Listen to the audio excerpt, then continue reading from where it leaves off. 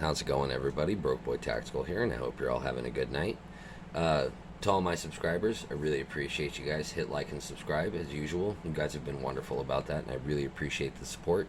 And to all my new viewers, if you're new here, this is a beginner-friendly, mostly just beginner-friendly and budget-friendly EDC channel. So if that interests you, hit like and subscribe. And with that being said, I'm going to be doing a pseudo unboxing slash review of the Benchmade 200 Puukko in CPM 3V.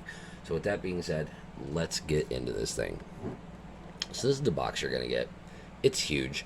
I mean, it's a fixed blade. It's a little big even for this knife though, and I don't know what it is with this box. It is a pain in the butt to open. Not much to this box, not like the Griptilian. All you're gonna get is your warranty information. The knife's gonna come just like this. No plastic wrap, no nothing like that. No bubble wrap, just the way it is. Got some nice foam padding in here. Other than that, just your typical Benchmade box. Let me go ahead and put this back in the drawer.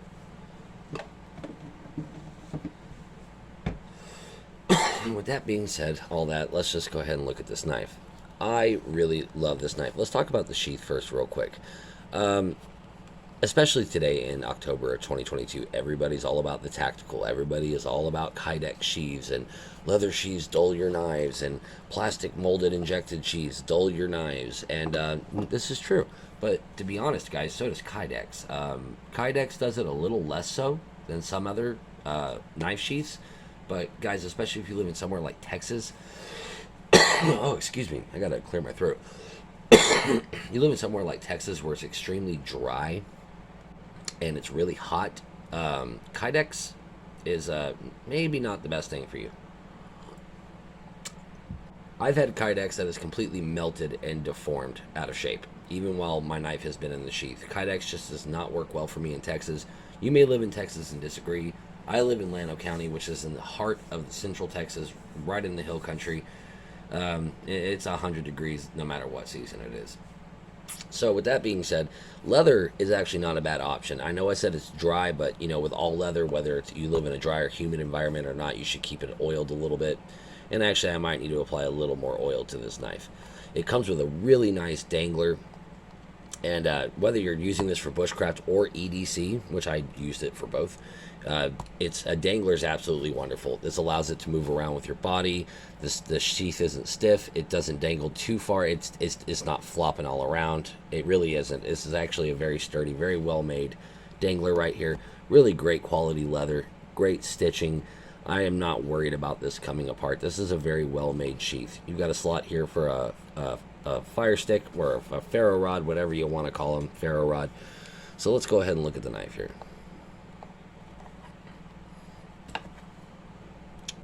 Isn't that beautiful? I absolutely love this knife. Now, a lot of people think I'm crazy, but I actually like knives with blade length to handle length ratios like this. I like a shorter blade with a longer handle, especially for bushcraft. I just feel like I have more control. It's just, the balance is absolutely amazing. And I've got to say something real quick, because in my mini Griptilian video that I just posted tonight, I said that Benchmade had an issue with, you know, sometimes the grinds on their edge are less than stellar. If not, they're pretty bad. And they do kind of have a reputation for this because they hand sharpen their knives.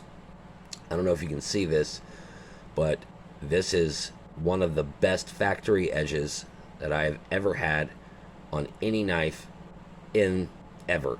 And just to go ahead and demonstrate that, I'm going to go ahead and cut something for you guys. So let me get a piece of paper.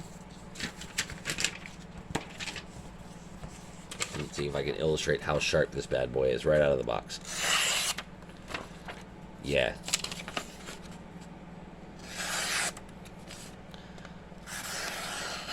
Even the tip. I mean, this is just even all the way across. And I figured that out because I put it on my work sharp right here. And instead of using a coarse stone, I put some Sharpie on here and just went with the ceramic to see how even the grind was and see where my edge was. This is a perfect 20 degrees on both sides. This side, which one is it? Where is it? Where is it? Where are you? Right here. It's a hair off 20 degrees. I could probably spend maybe 5 or 10 minutes to get that perfect, but honestly, I'm just going to go ahead and use the factory edge for what it is, and when it dulls out a little bit, I'm going to sharpen it. So this is in CPM 3V, and as I explained about CPM in my mini Griptilian video, and I'll go ahead and repeat it if this is the first time you're watching it, CPM stands for Crucible Particle Metallurgy. And Crucible is a company in Albany, New York that makes high-performance steels. And they've been doing it for about 100 years, if not a little over 100 years. These guys really know what they're doing. And what particle metallurgy or powdered metallurgy is it's just basically a different way of forging steel. And so all steels have different molecular content. Some are higher in carbon, some are higher in chromium. That's what makes it the difference between a carbon knife and a steel knife. This is a tool steel. It kind of falls in like the middle ground between a carbon steel and a stainless steel. Doesn't have enough chromium to be a stainless knife, but it's definitely more stainless than a high carbon knife. But you also get the toughness of a carbon knife with better edge retention like a stainless knife. Tool steels, if done right, can be this really nice middle ground between a stainless and carbon steel, and that's exactly what 3V is. It is a tool steel. A lot of people think it's a carbon steel. It is not a carbon steel. It is a tool steel. You're going to get this nice, it's like septiprene or neoprene. Please correct me if I'm wrong. I've actually seen two different names for this. I've heard this called neoprene twice, but Benchmade calls it like septiprene or something like that. Basically, it's just hard rubber. It's not squishy like the SRK Crayex handle, but it has a very similar grippy texture.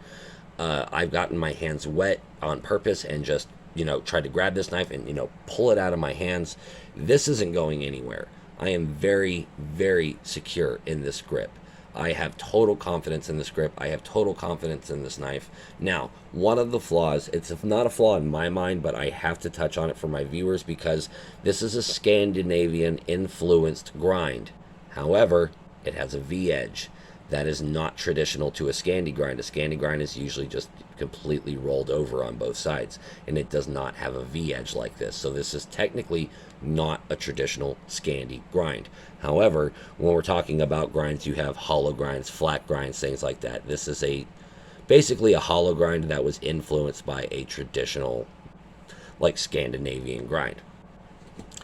This is a great do-it-all knife. Is it a stainless steel? No. Do I prefer stainless steels for EDC? Yes. Could this flex into an EDC roll? Oh, absolutely. Absolutely 100%. People carry D2 even uncoated all the time, and this has pretty equal corrosion resistance to D2, and I don't see a problem with it. I really don't. It's 3.75 inches in the blade length. It's got about a 5-inch handle, and with this, it looks green, but it's really more tan. This like septiprene or neoprene handle.